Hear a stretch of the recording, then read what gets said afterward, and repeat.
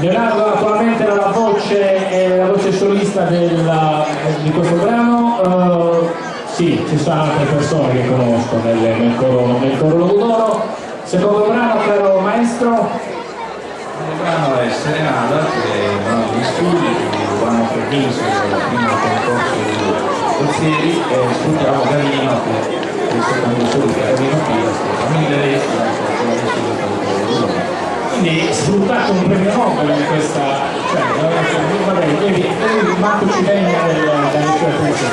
Stavamo dicendo che in questo brano, caro Presidente, sfruttiamo la sua voce di qualità anche di Nobel, quindi meno un po' di essere all'altezza della situation.